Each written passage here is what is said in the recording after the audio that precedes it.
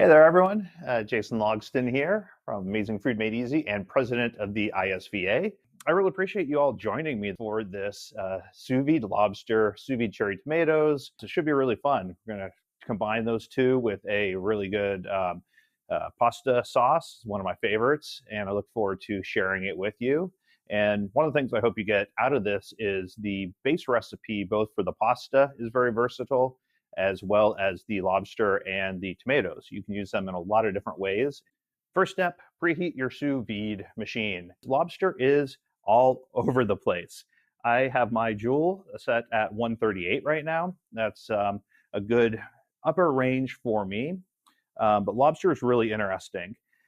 A lot of times when you look for temperatures online, you get pretty standard things. If you look up chuck roast, you either have people telling you, do something steak-like at 131, 135, or do something braised-like, which is like 165. But people don't really argue about in between, and they kind of, what you're getting.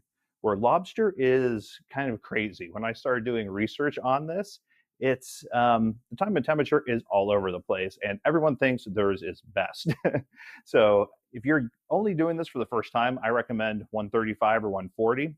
It's a little bit firmer. It's much closer to traditionally cooked lobster. And especially for this meal, we're serving it with pasta. You already have a lot of, I wouldn't describe it in a cookbook as a slimy pasta food, but having a firmer lobster is a little bit better. Some of the other temperatures out there are pretty crazy. So modernist cuisine, kind of the Bible of modern cooking techniques, they say 115 Fahrenheit and never go over 122. That's what they recommend. And they're a very established brand, right? Thomas Keller, Michelin star chef, one of the first sous vide cookbooks, huge sous vide fan. He does 140. So already they are disagreeing. If you know Kenji from Serious Eats, he says 130 is the best temperature. And the reason why it ranges so much is because you can do a lot of interesting things with lobster. If you're cooking at 115, it's almost like jelly-like. It's a very different dish than it is at 140 or what you picture traditional lobster. 130 is just entering that range of traditional lobster. My wife feels like it's undercooked. I like it, but my wife says, no, it's too undercooked, needs to be a little bit more. So I normally go 135 or 140 to make her happy. So you have this whole range that you can experiment with. And depending on the dish, you might want some different time and temperatures. If you're just doing a lobster roll, you might want 130, so it's a little bit more tender, a little bit softer. If you're doing something really modernist and upscale, then you might want to try, the 115, 120, because it is going to be a very different texture and a different dish than it is what someone's expecting when they get lobster, which is what you're trying to do a lot of the time. So, long way to say, set your sous vide controller. First up, we're going to do the tomatoes. These are one of my favorite things to do, and that's because they are easy. If you know what I do, and if you follow any of my stuff, you know that I try to do really tasty upscale dishes that take the minimal amount of effort required, so you can do normal life things. I work, I do this full time, but my wife works. I don't have time to spend 8 hours in the kitchen every day. So this type of dish is one of my favorites. You take a pint of cherry tomatoes, put it in your bag, take some rosemary, about 2 small sprigs, put that in, and then olive oil. It's generally a tablespoon or 2. You're just putting enough in so it's going to confit a little bit. Add some of that good fatty flavor. Add some salt in.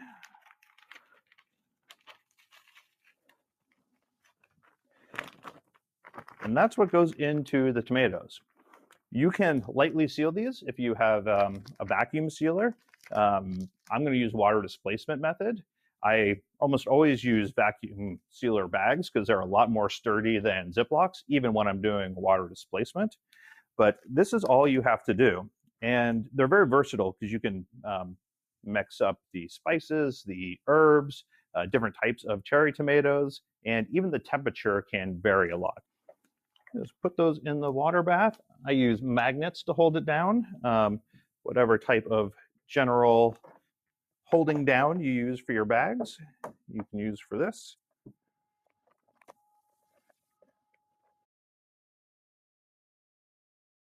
So that's what goes into the cherry tomatoes.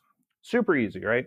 Nice and quick to put together. And when I teach these hands-on classes in person back last year, or 2 years ago, I guess now, they were one of the things that people loved most about the hands-on classes because they're so easy, but as you're going to see, they are full of flavor. And if you want a easy meal in summer, you can just do these almost as a meal in and of themselves. Some nice crusty bread, some of these hot tomatoes fresh from the farmer's market, and you can just eat that with some cheese, a little bit of wine, and you can have a great night. So next step is the lobster. Lobster is also pretty easy, which is nice. It's one of the things that I really like about this overall meal because it ends up looking really fancy. It tastes amazing, but the steps that go into it is mainly about the sauce. And that's one thing, the more you get into sous vide, the more you realize that cooking the protein perfectly is nice and it makes all of your meals better. But coming up with those sauces, coming up with those finishing dishes or finishing touches for your dishes is a critical part of having really, really good food and kind of elevating your food. So we have lobster. We have salted it, just a light salting on it. Then we're going to put it in a sous vide bag.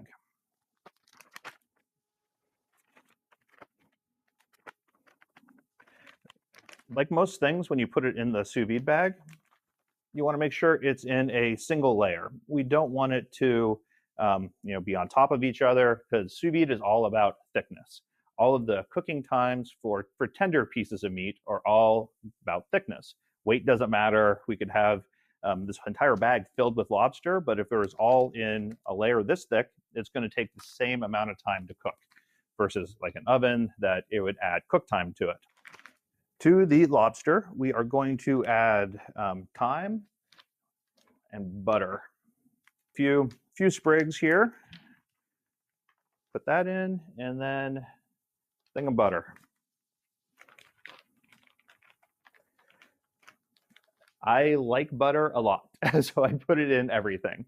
If you don't like butter as much, or if you prefer olive oil or duck fat, you can use any sort of fat that you want.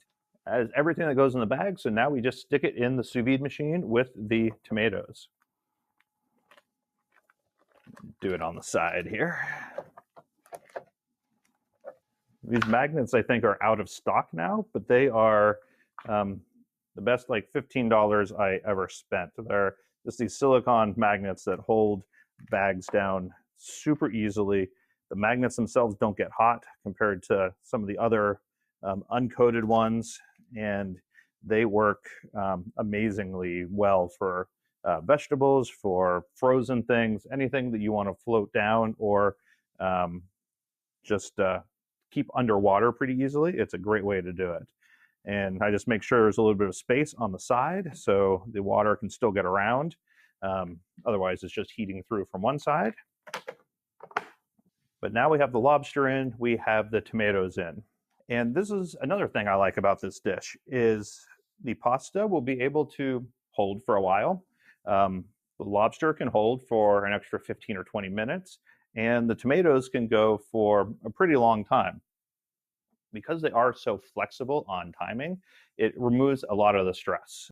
And the reason we took the lobster out of the shell is lobster shells are spiny. I'm not sure if you've cut yourself on lobster. When I was doing this dish the first time when I was going through on a test, I cut my finger and started bleeding.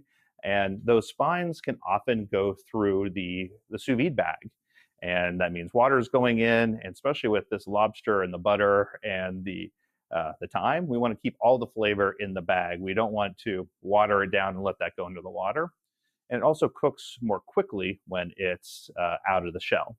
Some people do prefer it in the shell, especially if you're trying for certain preparations or look of the dish. A lot of times they're cut down the top of the lobster, so it kind of opens up a little bit and will pop out a little bit more, like if you were baking it.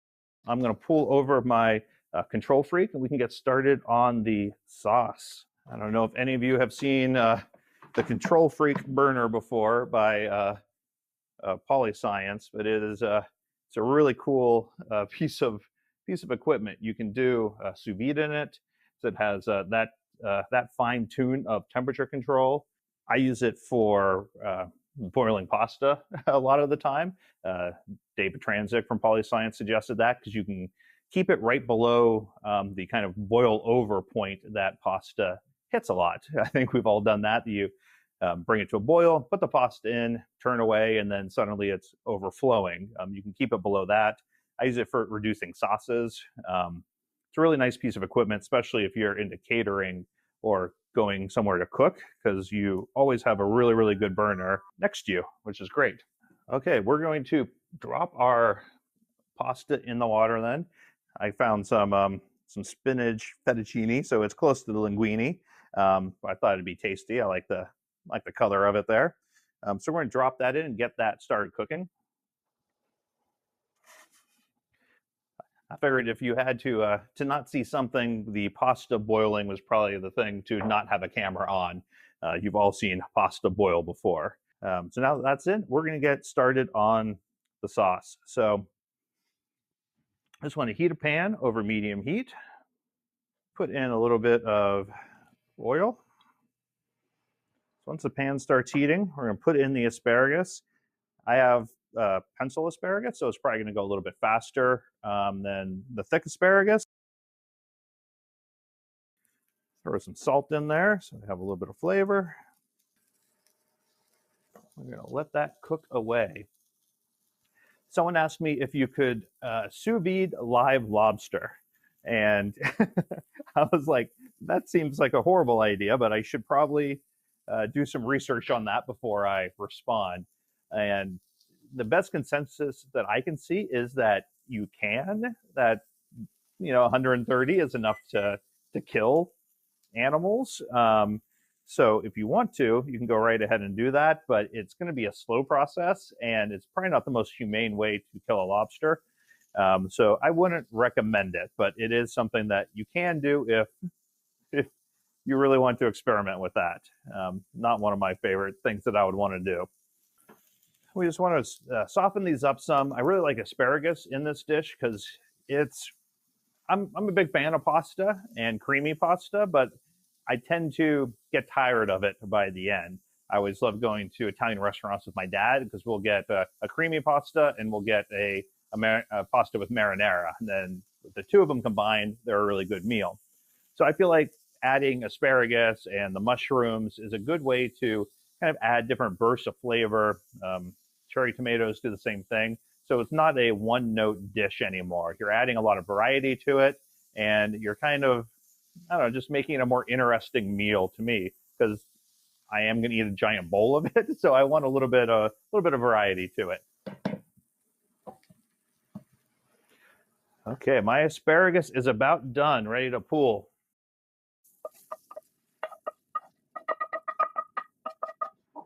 So put in a little more oil for the mushrooms, and then we will put the mushrooms in. A little more oil because they suck them up really fast. Some salt. And you can use any mushrooms that you like. I usually use baby bellas or shiitake because I feel like they have a little bit more flavor than the traditional white button mushrooms. I'll let these cook down a little bit. I think my mushrooms are about good. I'm going to pour them out into my cooked vegetable pan. So it's looking good. Now we're going to put some butter in. So now we're going to really start building the sauce itself. We've been doing the vegetables and the garnishes basically, and now we want to put the sauce together. So of course we need more butter, because you can't have a rich pasta sauce without butter, cream, and then maybe some butter. So I just want to melt that down, and then we will add garlic and shallots to it.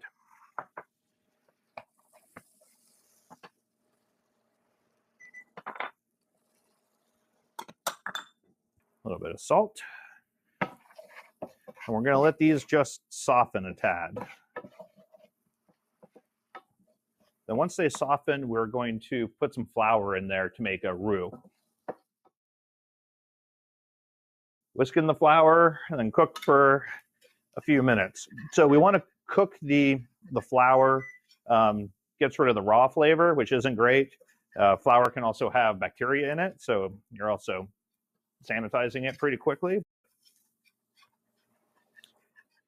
Now we're going to slowly add in a little bit of cream just to start mixing it.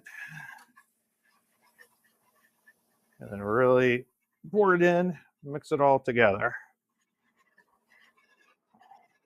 You can see it's already pretty thick with that flour in there. And we're going to be adding, I'm going to add some pasta water at the end, which will help thin it out some. Some fresh pepper. So we're going to put in the Parmesan cheese. I like it mixed in there a little bit so it starts to get incorporated. It also thickens it a little bit. Put in as much as you want because it's Parmesan cheese, so it is always lovely. So now we're going to pull out our sous vide food. Start with the lobster here. You can see there's some good juices in there. I'm going to pour those in because it's butter and lobster yumminess.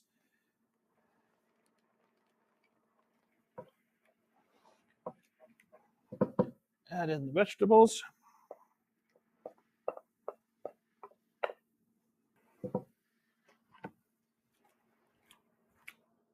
Try not to throw that down the front of myself. And if you prefer the thing separate, you don't have to toss everything together. I like to toss it together because I like a good amount of sauce.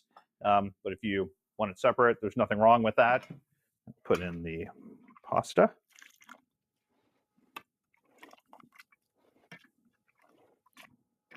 Try to give that a good mix.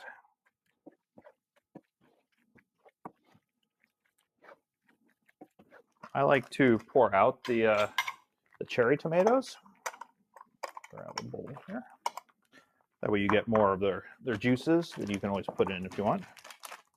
And you can see that they are just starting to fall apart. Some of them are a little squishier than others. Some are still pretty firm, but they have really good texture to them, really good bursts of flavor, especially sweet cherry tomatoes. So to plate it, there's lots of different ways to plate pasta. Some look good, some not so much. I'm always jealous of James Briccione and his pasta plating. In general, you can get a good scoop or two. Kind of twist it into the middle.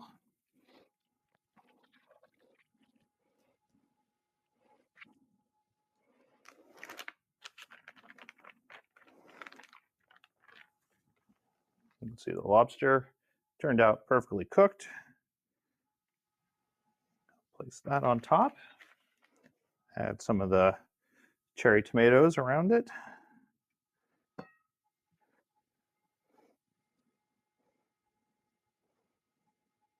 A little bit more Parmesan cheese because you can never have too much Parmesan cheese. A little bit of lemon zest for just for brightness, to brighten the dish up a little bit. And then I like a little bit of lemon juice in there too for the same reason.